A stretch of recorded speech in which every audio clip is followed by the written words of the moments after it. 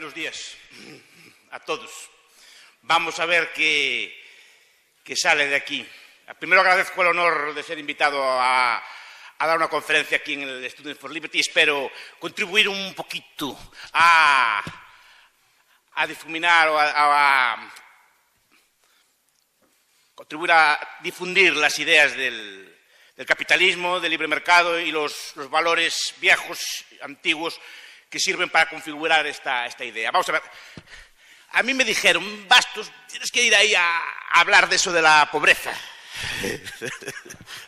Pues vamos a hablar de la pobreza, del concepto de pobreza y de la forma de salir de ella. E intento dar algunas breves pinceladas, algunas ideas que después podrán ser discutidas si así lo entienden pertinente. No sé si hay idea de discutir o no, pero me gustaría discutir un poco con ustedes o si tienen alguna pregunta, hacer algún comentario al final. Primero, ¿qué es la pobreza? La pobreza y la riqueza son fenómenos relativos, no son absolutos en casi ninguna medida. Es decir, normalmente hablamos de pobres o ricos en relación unos a otros. No hay una medida estándar de pobreza o riqueza. De hecho, es siempre cambiante. Y depende si nos ponemos en relación unos con otros. En cierta medida, por ejemplo, acabar con la pobreza es una misión imposible. Porque siempre va a haber, en este aula, hay el más pobre de este aula y hay el más rico de este aula, aunque sea por un céntimo. Igual que hay el más alto de este aula y el más bajo de este aula. Igual que hay el más gordo de este aula y el más flaco de este aula. Es inevitable que haya el más pobre de este grupo y el más rico de este grupo. En ese aspecto forma parte de la desigualdad humana y no tiene nada de malo. Y de hecho la riqueza o la pobreza, cuando la medimos, es algo relativa. Cuando, por ejemplo, vemos una tribu que descubren la Amazonia o una tribu primitiva en algún sitio, nunca se nos ocurre decir que es pobre, a pesar de que carezca de medios materiales, simplemente porque no está en relación con otros grupos y, por tanto, no podemos decir si es rico o pobre. Si decimos son sus condiciones de vida así, viven así. Es pobre esa tribu, es pobre ese grupo en cuanto lo incorporamos a una sociedad mayor y no empezamos a comparar con otros grupos. Antes no podríamos decir que es pobre. Podríamos decir que hay algunos elementos de pobreza o riqueza absolutas, pero siempre también en términos relativos. Es decir, si una tribu o un grupo se muere de hambre, pues decimos, pues es el clima, es malas condiciones ambientales, ese tipo de cosas. Pero nunca hablamos tampoco de pobreza. Hablamos de pobreza, repito, cuando la incorporamos a un grupo mayor, empezamos a ver que unos mueren de hambre, otros no mueren de hambre. Unos tienen muchos bienes, otros tienen muchos bienes. Pero, por definición, la pobreza y la riqueza nunca se van acabar. La pobreza como tal siempre va a haber un colectivo más pobre que otro. Incluso si en Liechtenstein se independizara, que es el país más rico de la Tierra, pues habría los más pobres de Liechtenstein y los más ricos de Liechtenstein. Eso es imposible. Y a lo mejor habría diferencias de 3 o 4 o 5 veces entre unos y otros. Pero no quiere decir que el más rico de Liechtenstein sea muy rico ni que el más pobre de Liechtenstein sea pobre. Igual que el más pobre de este aula no tiene por qué ser pobre, ni el más rico de esta clase tiene por qué ser pobre. Entonces, eso hay que matizarlo. Es decir, que es algo que nunca se va a poder acabar, el hecho de que haya personas más o menos pobres, porque siempre va a haber unas personas, por pura necesidad física o vital, que van a llegar antes a determinados bienes que a otros. Entonces decimos, ahora en España tenemos la vacuna del ébola y en otros países no, somos ricos. Somos ricos porque alguien tiene que ser el primero, por un motivo que sea, en disfrutar de unos bienes por pura necesidad física. La capacidad de producción de un bien es limitada. Por ejemplo, la vacuna.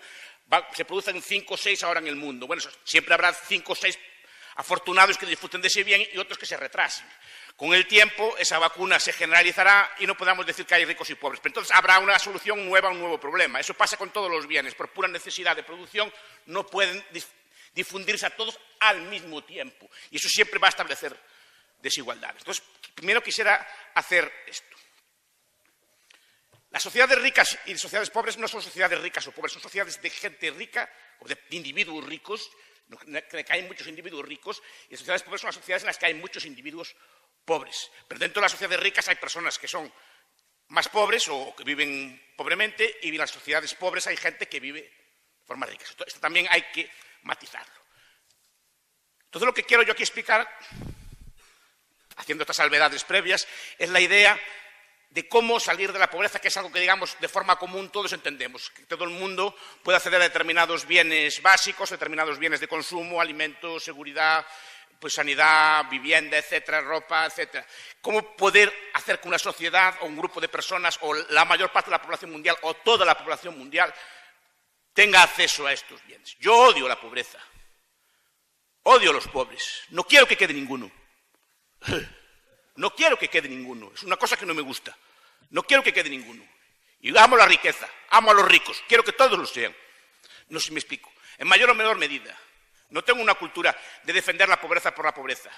Me gusta que la pobreza sea abolida de la faz de la tierra, que no quede ninguna en ella. Y por ese motivo, porque quiero que los pobres dejen de serlo, es porque adopto estas ideas, porque adopto estos idearios y porque defiendo estos idearios.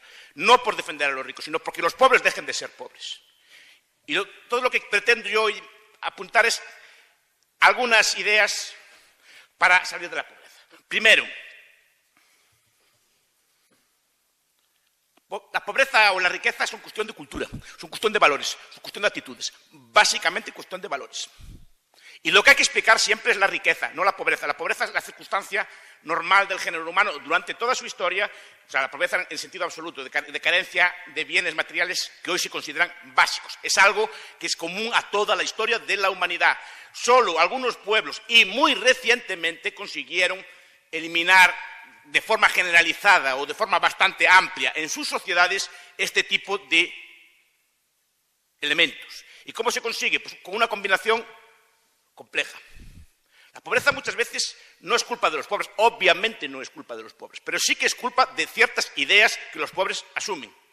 Igual que la riqueza tampoco en buena medida es mérito del rico, sino que son determinadas ideas, valores y conceptos y actitudes que tiene el rico. Tampoco en ese aspecto podemos decir que nosotros tengamos mérito por vivir en un país rico, ni que el que vive en un país pobre tenga exactamente la culpa de vivir en un país pobre. No es culpa directamente de ellos, pero sí que es culpa de las ideas que tienen los países ricos, su riqueza, y es culpa de las ideas, valores, actitudes que tienen los países pobres, la causa de su pobreza. La pobreza, básicamente, en buena medida, es una cuestión de cultura. Y la riqueza es una cuestión de cultura. Y hay una cultura de la pobreza. Y la cultura de la riqueza y la pobreza difieren básicamente en un punto, en el tiempo. En la visión del tiempo.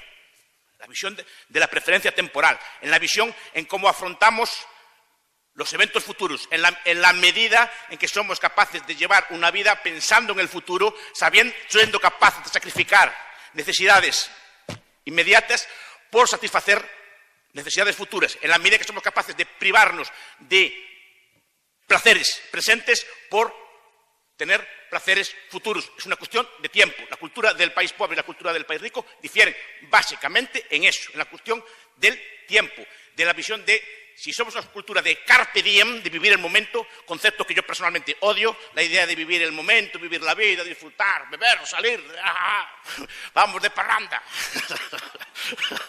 vamos a pasarlo bien, comamos y bebamos que mañana moriremos, como decían los antiguos, carpe diem, como está de moda ante la juventud moderna de ahora decir. Pues no, no. Sociedades que saben de pobres son aquellas que saben sacrificarse, son duras, son correosas, saben sacrificar el consumo presente, saben vivir con poco día de hoy para tener más el día de mañana. Es una cuestión de tiempo. Y eso solo algunos sociólogos lo estudiaron. Banfield, por ejemplo, en un trabajo célebre. Oscar Luis, un antropólogo, en otro trabajo célebre, explicando por qué unas personas son ricas y otras son pobres. Porque la idea de la pobreza y la riqueza es una idea muy estudiada. La idea del desarrollo económico, de cómo se puede crecer, es una idea muy, muy estudiada por todos los llamados economistas del desarrollo, de todos los lados, de Jeffrey Sachs, por ejemplo, en la izquierda, Paul Collier, Suda Shenoy, pues el gran Peter Thomas Bauer, etcétera. Todos estos intentan explicar y llegan a conclusiones de este estilo. Es una cuestión de tiempo, es una cuestión de cómo las personas de cultura de la pobreza ven el tiempo y las personas de cultura de la pobreza intentan satisfacer en buena medida los placeres a corto plazo, no tienen ninguna idea de diferir. Es placer, en cambio, las personas de cultura de riqueza piensan a largo plazo, ahorran, intentan diferir en el tiempo su placer. Eso lleva a una serie de actitudes positivas que después conducen a la riqueza, pero es una visión de tiempo. Una persona rica temporalmente va a pensar a medio y a largo plazo, no solo a corto plazo. En cambio, la persona de cultura de la pobreza va a intentar satisfacer a corto plazo sus necesidades. Es el ejemplo que siempre ponen los psicólogos, antropólogos, entre el niño que le dan un caramelo hoy y el niño que le dan 2 caramelos dentro de una semana, el que es capaz de sacrificarse y recibir los 2 caramelos dentro de una semana es el que sistemáticamente es menos pobre que el otro. Aquel que quiere el sacrificio, que no quiere sacrificarse, que quiere el consumo a medio plazo, quiere disfrutar de la vida, sistemáticamente conduce, no sistemáticamente, pero muy probablemente conduce a una cultura de pobreza. Entonces, es una idea que para mí es central y es una idea de educar en el tiempo, educar en los valores del tiempo y sobre todo no atacar a los valores del tiempo como culturalmente se le hace, la que puede llevar a una sociedad pobre o una sociedad rica. Y el tiempo, la cultura del tiempo está siendo sistemáticamente atacada en nuestras sociedades, incluso a veces con su colaboración. Vamos a pasarlo bien, fiesta, ¿qué más da? ¿Para qué vamos a ahorrar? ¿Para qué vamos a sacrificarnos ahora? ¿Somos jóvenes? Pues no. No, precisamente ahora es cuando su ahorro vale más. Su ahorro a interés compuesto es cuanto más vale ahora, como ya le explicarán después, supongo que en otras conferencias. Pero es ahora cuando no hay que vivir, para vivir bien de mayores, para poder llevar una vida plena en el resto de su vida. Es bueno que ahorren, que acumulen, que lleven una vida sana. Entonces, ¿qué 3 valores, aparte del tiempo, son para mí centrales o que derivan del tiempo? Para sacar una sociedad de pobre o hacer una sociedad próspera o sacar una sociedad de la pobreza. Siempre y cuando se quiera. Es decir, la pobreza o la riqueza también son una cosa que puede ser voluntaria. Pero cuidado, solo se puede ser pobre voluntariamente en sociedades ricas.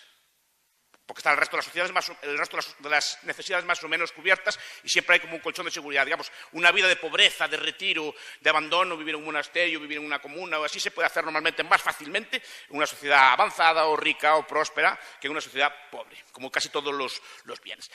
¿Qué 3 elementos voy a destacar aquí? Ahorro, capitalismo y trabajo duro, como le gusta al señor Pérez Boda lo que diga. Estos son los 3 elementos básicos de salir de una cultura de la pobreza. Ahorro, sí, vivir siempre por debajo de nuestras posibilidades, siempre por debajo, nunca por encima. Eso es lo que hace rico un pueblo, como eran nuestros antepasados, como eran los gallegos de antes, que vivían siempre por debajo de sus necesidades, y supongo como la mayor parte de ustedes, de sus abuelos, no de ustedes.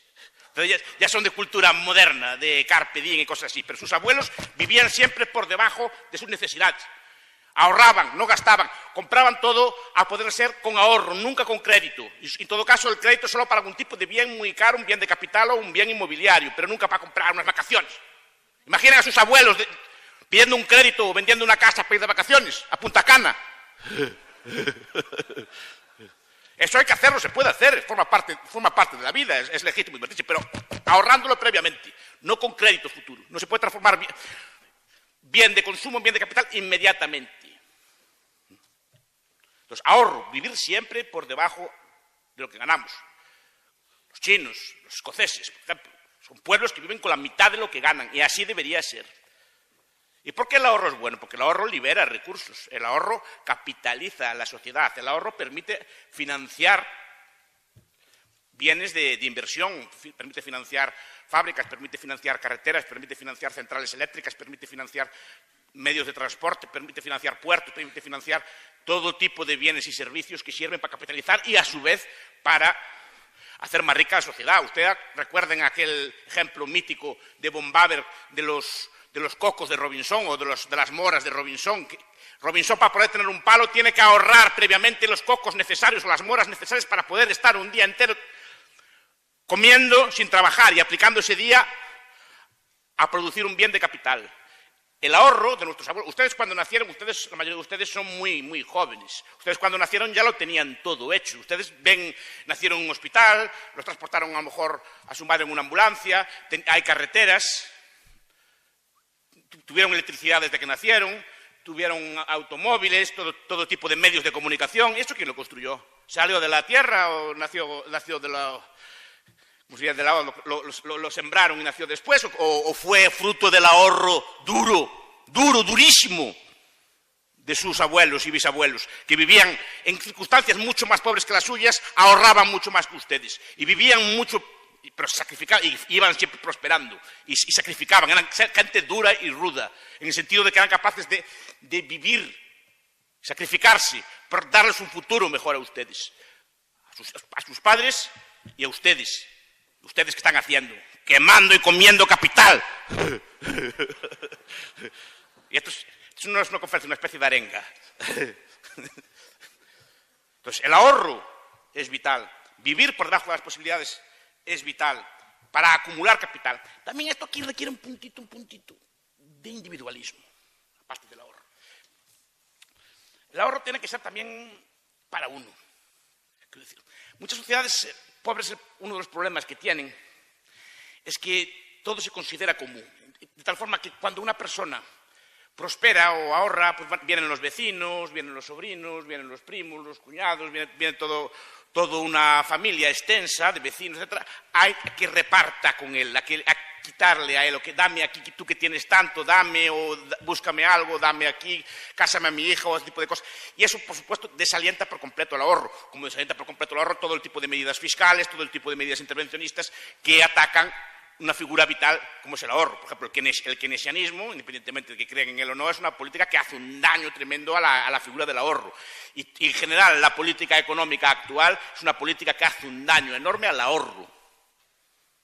Toda la deuda pública, por ejemplo, porque drena el ahorro y lo lleva a consumo corriente, porque el gasto público es quitar gasto de capital, gasto que tienen los ciudadanos ahorrado o que podría ser ahorrado y gastarlo en bienes de consumo corriente. Estás quemando capital y estás desincentivando por completo el ahorro, el presente y el futuro. Es el primer factor.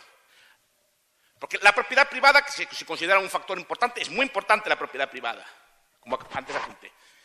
Pero no es un factor central. Propiedad privada es de los tiempos de los romanos. Propiedad privada, como antes comentaba un compañero, el señor Yuc, la tenían muchas tribus indias. Más esas tribus indias, a pesar de la propiedad privada, no prosperaban. Tenían propiedad privada, pero no eran capaces de salir del estancamiento. Y el ahorro solo tampoco basta, porque el ahorro también es una figura central, es una figura de previsión, es una figura de pensar a largo plazo. Y aquí entramos en el segundo elemento. El segundo elemento es que ese ahorro tiene que ser invertido de forma capitalista. El capitalismo fue probablemente el mayor invento del ser humano en el aspecto económico. La idea de la contabilidad de doble vuelta, la idea del beneficio y de la pérdida, la idea de crear un sistema monetario sano, no lo que hay ahora. Moneda, banca de reserva fraccionaria, dinero electrónico, dinero que se crea con inyecciones de los bancos centrales. Eso no es dinero sano, dinero metálico, oro y plata. Eso es lo que es sano. ¿Por qué? Porque eso permite también pensar a largo plazo. Pensamos en un dinero que no va a perder su valor a largo plazo. Entonces necesitamos capitalismo, porque el capitalismo no solo es el ahorro, es el ahorro invertido de forma correcta, a través de elementos de inversión, a través de un cálculo más o menos racional de los rendimientos de la inversión. Necesitamos precios para invertir ese dinero. Y sobre todo necesitamos beneficios y pérdidas para invertir ese dinero. El beneficio y la pérdida es un elemento central. Nos dice, aquí inviertan, aquí desinviertan. Quite el dinero de ahí, mételo allá. Eso es lo que necesitamos imprescindiblemente para ahorrar. Robinson podía ahorrar muchos cocos, pero podía gastarlos mal, en vez de hacer un palo, haciendo un hacha de metal, no le daría el ahorro suficiente, calcularía mal. O Robinson puede ahorrar para pasar un día tomando una merienda en la playa, sin hacer nada.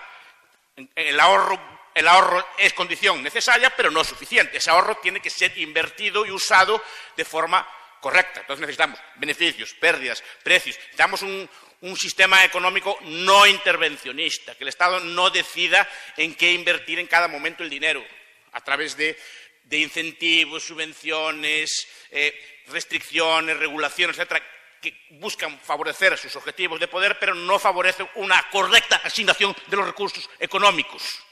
O sea, el capitalismo es el segundo elemento central. Necesitamos bolsas, necesitamos mercados financieros, a pesar de lo que se diga, mercados financieros sanos y bolsas sanas, obviamente. Pero necesitamos esos elementos. Sin ellos, el ahorro y toda la perspectiva temporal que tengamos no valdría de nada. Necesitamos ese tipo de instituciones maravillosas que son los mercados. Y digo maravillosas, porque aún a día de hoy no se comprende muy bien cómo funcionan, pero solo sé que su funcionamiento es espectacular y llevó al mundo a enormes dosis de prosperidad, y aquellos países que siguieron estas recetas prosperaron y abandonaron buena parte de sus poblaciones, abandonó la pobreza. Entonces, ahorro Capitalismo también sin ahorro no vale de nadie. 3, que es donde entro yo, mi vena conservadora.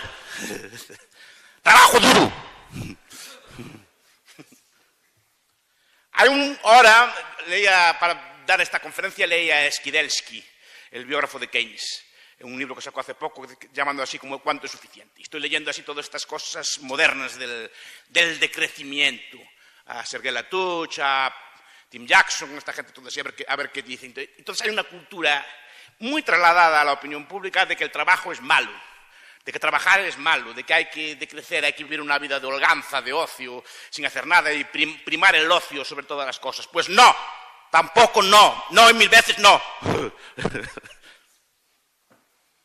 No, el trabajo es bueno, el trabajo es lo que nos lleva también a hábitos de vida frugales, que una persona que trabaja duro no puede tener determinados vicios, ni tampoco tiene mucho tiempo para gastar. Es bueno que haya trabajo y que trabajo duro. El trabajo nos enseña también a producir más. Buena parte de los avances tecnológicos, buena parte de los avances técnicos, buena parte incluso de su formación o cualificación profesional se da en el mundo del trabajo. Las relaciones, las habilidades, el know-how, todo este tipo de cosas se dan en el ámbito del trabajo. Es necesario que trabajen y que trabajen de forma dura, como hacen muchos pueblos de la tierra, o como hicieron nuestros abuelos. Porque lo que tenemos que preguntarnos es cuál es el camino que seguimos nosotros para llegar hasta hoy. ¿Qué hicieron nuestros abuelos? ¿Trabajaban mucho o trabajaban poco? ¿Tendrían a quejar de jornada de 35 horas? ¿Querían menos o trabajaban duro? Noche y día, muchas veces domingos, muchas veces 10, 12 horas al día. ¿Qué fue lo que nos sacó de pobres? ¿Lo que tenemos ahora o lo que había antes? Pues esos son valores que a mí me interesan mucho. La idea de seriedad en los tratos, que también conduce al mundo del trabajo, de ser gente honrada, de ser gente seria, de llevar vidas ordenadas. Repito, el trabajo lleva también a vidas ordenadas, que son a su vez las que permiten pensar a largo plazo, que nos permiten capitalizar la sociedad y eliminar el dinero. Ser poblaciones sufridas también nos lleva al trabajo. El trabajo lleva a que la gente, para ganarse el pan, tiene que sufrir, tiene que trabajar, pero eso lleva también a que cuando vienen mal dadas como una crisis, las sociedades trabajadoras aguantan bien las crisis y pues si tenemos que trabajar por menos, trabajamos por menos, si tenemos que cobrar menos, cobramos menos, no empezar a hacer huelgas, a reclamar derechos y cosas por el estilo. Las sociedades que prosperan, cuando vienen mal dadas, son duras, son resistentes, se adaptan a las necesidades, no se quejan y prosperan. Aunque puede haber momentos dados de crisis. Por eso me critico todas estas ideas modernas de vivir sin trabajar, las rentas básicas y estas cosas todas que hay ahora de moda, porque son ideas que atacan directamente al núcleo de la riqueza. Son ideas que solo hablan de redistribuir lo que hay, como si lo que hay estuviera dado, como si lo que hay no necesitara de una amortización constante de bien, todos los bienes que tenemos. Cuidado, tenemos coches, centrales, etcétera.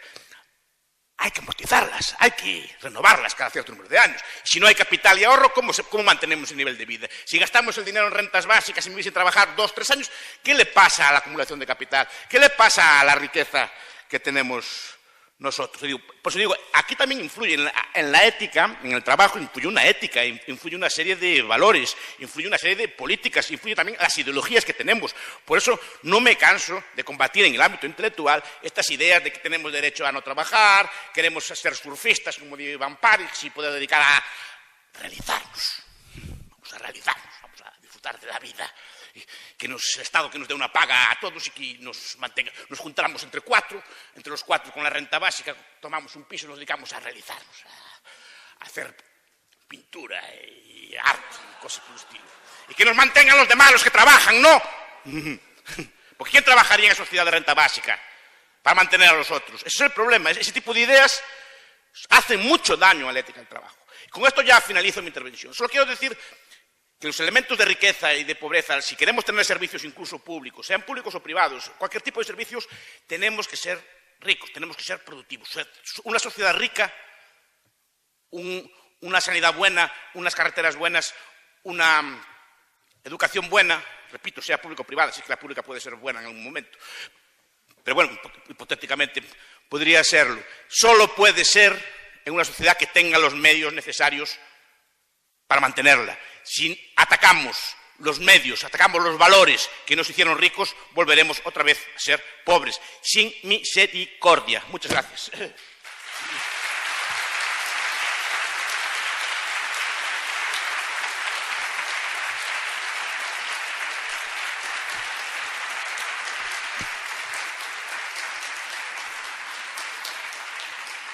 Muchas gracias. No sé cómo está organizado, si hay preguntas o no.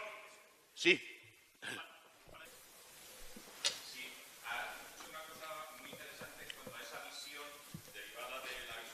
Sí. Corto plazo o medio largo plazo. Pero yo creo que te podría alguien interpelar diciéndote, bueno, pero una persona pobre efectivamente puede que no tenga una visión a medio y largo plazo, porque realmente no puede hacer nada a medio y largo plazo porque tiene que concentrarse en subsistir, ¿no? En sobrevivir. No puede ahorrar porque no tiene lo suficiente para eso. Que todos venimos de las cavernas y todos venimos de no tener nada. Ricos, pobres, negros, blancos, amarillos, lo que sea. Todos venimos de las cavernas, todos.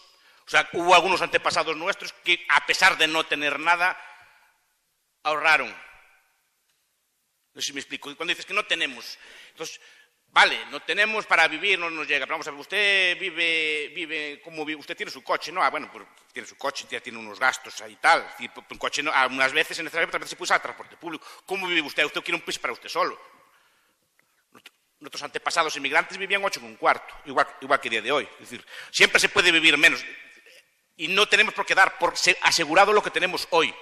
Pero sí que es una visión de tiempo, porque incluso entre los pobres hay gente que sale de esa pobreza y al revés, entre los ricos hay quien cae para abajo precisamente por esa cuestión de tiempo. Pero yo critico mucho la ética del consumismo, que es una ética muy moderna también así. Ahora vemos este chico, este Nicolás, así y tal, y vemos como el ideal de vida de él, ¿no? Es un ideal de vida, pues todo eran fiestas, vienen reportajes en la prensa estos días, todo eran fiestas, gastaba billetes, quemaba muchas copas, cosas por el estilo. Y además el problema es que es el ideal que se pretende que es el capitalista. El capitalista al revés es ahorrador, no gasta, vive bajo sus posibilidades, anda en coches viejos. Los ricos que conozco yo viven así, no exhiben su riqueza, desde luego no se les ocurre gastar fortunas en copas, solo ocurre a los políticos. A un rico de verdad es muy difícil que se le ocurra gastar el dinero duramente trabajado, duramente conseguido en ese tipo de cosas. Al revés, le intenta sacar el máximo partido posible. Pero repito, todos venimos de esa idea. Y la idea de tiempo es central. Es decir, las clases populares, las clases bajas temporalmente, como le dice Banfield, no que sean bajas, pero que son bajas temporalmente, tienden a gratificar el tiempo a corto plazo. Por ejemplo, lo que estudia Oscar Luis o que estudia Banfield es que los sectores más bajos, los sectores más pobres, por ejemplo, no reprimen prácticamente nada a los chiquillos, por ejemplo. Es decir, quieren salir por la noche, salgan por la noche. Quieren tener relaciones sexuales a los 12 años, téngalas. Quiere beber, beba. No se me explico, no hay ningún tipo de represión. Los valores de tiempo son imprescindibles. Las clases más altas temporalmente, que son después las que normalmente conducen a esto, reprimen el tiempo. Y dicen, mira, no, ahora no es el momento de beber, es el momento de estudiar, es el momento de aplicar, de aprender un oficio. Las relaciones sexuales ya las tendrás cuando seas más adulto, más mayor. No, hasta esas edades no se sale por la noche. ¿Por qué? Porque lo digo yo, no hay que explicar más. Se entiende que el padre lo dice, me explico, no hay que explicarlo más. Ese tipo de valores son los que conducen al triunfo. El no reprimir el tiempo es lo que lleva al fracaso. Pero nuestros antepasados, algunos tuvo que haber que hicieran así, por pura regresión histórica, ¿no? Todos vivían del mamut o lo que fuera. Unos comerían el mamut todo y otros guardarían el mamut o lo salarían. No sé si me explico. Para vivir el tiempo de futuro y con ese tipo de futuro poder emprender proyectos como agricultura, fomentar otro tipo de bienes y otro tipo de cosas. Pero por pura necesidad, todos descendemos de los mismos antepasados y todos empezamos de pobres. Eso es lo que hay que explicar, porque unos salieron y otros no. Pues algunos fueron capaces de decir, bueno, tengo este trozo de carne aquí, no lo voy a comer ahora.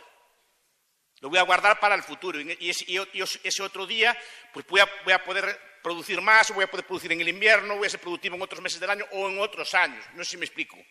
Pero tuvo que salir de algún instinto de alguna persona en ese aspecto. Pero tienen que ser combinadas las tres cosas. Si no, no vale. Unas cosas sin las otras no valen tampoco. Por eso es tan complicado la riqueza y por eso la riqueza es tan escasa, históricamente. Porque es difícil, no es intuitivo, lo intuitivo, lo normal es comer lo que hay al momento.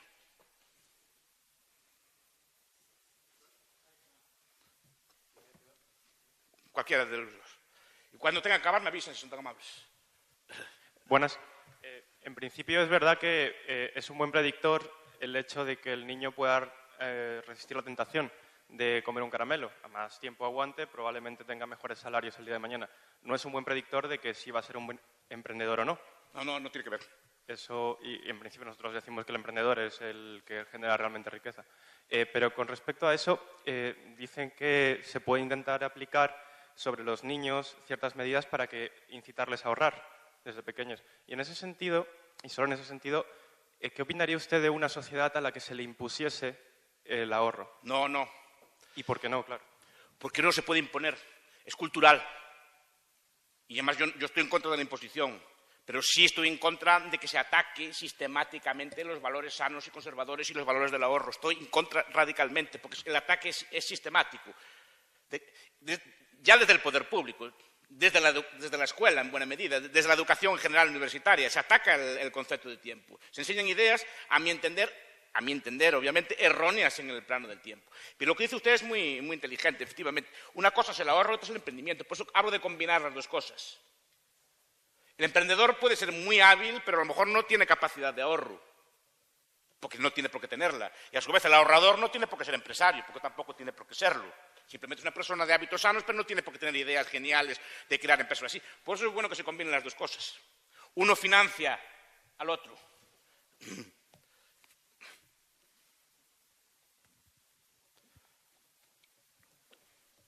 Vamos a intentar que sean preguntas concretas, ¿vale? A ver, señor Carré. Gracias. Usted, señor Bastos, ha hablado durante todo el rato, ha dicho la palabra trabajo. Sí. Y ahora, justo al final, ha hecho una breve mención, por ejemplo, a la huelga. Sí. Entonces, en ese supuesto, o sea, que los individuos debemos trabajar y si se da un caso, una situación injusta o algo, no tenemos derecho a una huelga o no hay cabida, o el Estado nos debe permitir. Hay derecho a la huelga, obviamente, también el empresario tiene derecho a contratar al esquirol. Una cosa es correlato de la otra. Usted tiene derecho a no dejar de trabajar. Pero es una situación injusta, hay situaciones injustas a veces. Normalmente no son las que se derivan del contrato laboral. Claro, pero digo, el derecho a la huelga lo hay. Usted tiene derecho a reclamar el salario que usted entienda pertinente. Pero es como si tiene una novia y dice, pues no quiero andar contigo hasta que dejes de salir de la noche o dejes de vestirte así. Usted muy bien, usted hace huelga, pero su novio mientras hace huelga tiene derecho a buscar otro, ¿no? Pues esto es lo mismo. Usted puede hacer la huelga que quiera, el empresario, mientras está usted de huelga, puede contratar a otros. Así sí que me parece legítima la huelga. Sí, pero no podría... Y la huelga sin violencia, claro. ¿No cabría una posibilidad de un árbitro, en este caso el Estado, para que se... ¡No! No existe Estado. ¿Qué? No existe Estado. No hay árbitros en los partidos. No. Puede haber árbitros privados. Y de hecho en las huelgas se usan mucho. Pero no, el Estado no es el mejor árbitro. El árbitro va a tomar partido por una de las partes. La que más fuerza tenga. O que más le interese a él. Puede discutir la salida. Diga. Sí, a ver, ¿tendría algún sentido un ahorro que nunca llega a consumirse? Y otra cosa en relación a esto, ¿hay algunos estudios sobre una proporción ideal de una sociedad entre ahorro y consumo? No hay una situación ideal. Depende de cada persona. El ahorro siempre acaba por ser consumido. Primero por necesidad vital. O sea, hay necesidades que son perentorias. Es decir, usted tiene que vestirse por fuerza, si no se muere, tiene que comer, si no se muere, necesita más o menos a día de hoy una vivienda, si no también muere de frío. O sea, tiene que consumir. Ahora, puede diferir muchos consumos en el futuro. Y además, lo que no ve la gente es que ese incremento de ahorro lleva a que usted consuma más el día de mañana. Y de forma más o menos natural. Mire, el victoriano, el capitalista victoriano del siglo XIX británico, el que creó la revolución industrial, vivía del interés.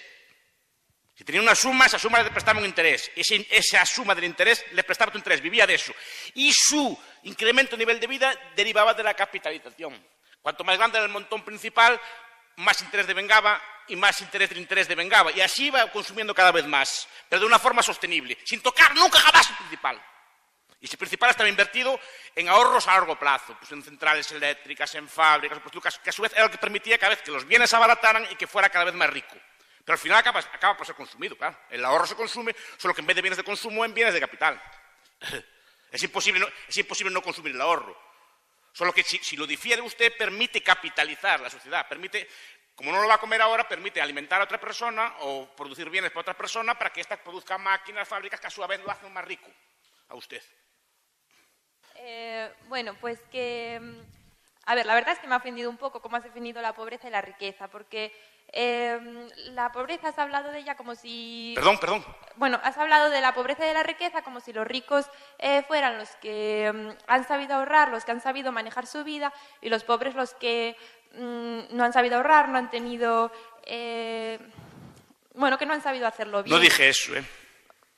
Bueno, Dije que no tenían esa mentalidad de la... No, dije que no es culpa de ellos. Es culpa de las ideas que tienen, que es muy distinto. Bueno, pues de las ideas que tienen. Cuando la Pero pobreza... esos son sociales, perdón. Cuando la pobreza es que existe por un montón de causas. ¿Cuáles? Es que, pues una discapacidad, porque es que puede existir miles de causas. Yo misma he sido muy pobre, te quiero decir, es que y he tenido siempre la misma mentalidad y ahora puedo ser rica. Es que la pobreza y la riqueza...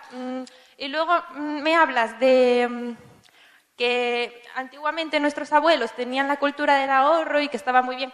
Pues yo creo que nuestros abuelos tienen una cultura muy parecida a la que tienen ahora en los países más pobres, que es el de compartir, el de trabajar como burros y guardar todo lo que puedan y compartir. Y esa es la misma mentalidad que teníamos antes aquí. Sí, así es. Ahora, de hecho, en los países más ricos yo creo que cada vez se tiene...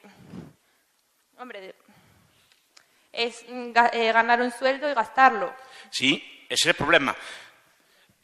Hablé de dos cosas. Primero, dije que son una serie de valores sociales, valores que estuvieron muy presentes en toda la sociedad humana durante su historia. La combinación de estos valores de tiempo, de capitalismo. El capitalismo es una técnica. Requiere de instituciones, requiere por ejemplo, de saber contar, de saber calcular intereses, de tener bolsas, de tener mercados. Ese tipo de cosas son invenciones humanas y son invenciones humanas históricas. No toda la humanidad las tuvo. Sí que otros antepasados tenían esa mentalidad de ahorro y así, pero el ahorro dije que no llegaba. Y esa mentalidad no llega, es una condición, pero no, por lo menos en los orígenes, es una condición. Hoy en día un país pobre se puede capitalizar sin ahorrar directamente pidiéndole prestado a los que sí ahorraron previamente. Es decir, que es la ventaja de llegar al segundo, que hablan los economistas, que simplemente, como ya los demás tienen capital, te pueden prestar a ti. Pero cuando no había capital ninguno, nuestros antepasados tenían que ahorrar, pero no solo basta el ahorro, no solo basta la mentalidad adquisitiva, tiene que ser combinada con capitalismo, o sea, con un uso racional de esos ahorros. Si no, no vale de nada tampoco. O sea, no es un ahorro, digamos, que se invierte en bienes inmuebles, que se invierte en tierras o en bienes pecuniarios, pero no se transforma en más producción. Fue lo que traté de decir, es una combinación de ambas cosas. Y si usted tenía esas ideas y así es que demuestra que tiene mentalidad capitalista. Pues, a ver, que estás hablando de los países pobres cuando es que ni ellos mismos tienen la culpa de ser pobres, es que hay intereses de todos los países. Y ya lo dije que no tenían culpa. Bueno, o de las ideas, es que no son ni ideas, es que hay intereses de todo el mundo, es que... Pero lo que trato de explicar es que la humanidad lo que hay que explicar es la riqueza. Lo extraño históricamente es la riqueza. Toda la humanidad mantuvo un nivel de vida muy estándar, muy constante en la pobreza hasta el siglo XIX y XVIII. Básicamente toda la población del mundo tenía la misma renta. España tenía incluso menos renta que un chino, por ejemplo, en el siglo XVIII y XIX. Es decir, no era un emporio esto de prosperidad. Lo que hay que explicar es porque algunos países se hicieron ricos antes y después esa riqueza se difunde como mancha de aceite al resto del mundo, porque incluso los países pobres a día de hoy se benefician de la riqueza de los ricos. Pero la situación de los países pobres es la situación secular de toda la vida. Lo que hay que explicar es por qué algunos salieron, no porque todos son pobres. Y antes toda la humanidad era pobre. Y hoy en día se va reduciendo, gracias a Dios, todos los días la pobreza. Más lentamente, a veces hay saltos, se sube, se baja, pero se va reduciendo, y se va reduciendo gracias a la difusión de este tipo de valores y de ideas. Y muchas gracias por su pregunta. La última pregunta. Buenos días. Quería preguntarle al profesor Bastos qué le parece la idea esta de que deben existir instituciones formales para defender los derechos de propiedad. Las instituciones son cosas que defienden ahora Acemoglu, Robinson, esta gente, los institucionalistas, ¿no? Hombre, la institución es una idea mental también. La institución no tiene realidad física. La idea de la institución de la propiedad privada es algo que está en la mente, la idea de que hay que respetar los tratos, los contratos y hacer instituciones, por ejemplo, que sancionen a los que incumplen, etc. Son ideas mentales, forma parte de los valores que dije. Pero no tienen realidad fuera de nuestra cabeza. Entonces, pero es bueno que exista, claro, forma parte del acervo de valor. A ver si me explico, en 30 minutos, 35 no se puede explicar todo esto. Los economistas del desarrollo hay cientos y miles de libros explicando estas cosas. Entonces, son unas pinceladas para dar una especie de pequeño arenga así para introducir al debate aquí a esta gente liberal de aquí de España. Pero no más allá de esto. Se me quedan muchos temas, se podrían hablar de muchos temas. Pero muchas gracias y muy amables. Muchas gracias. Por favor, quédese allí.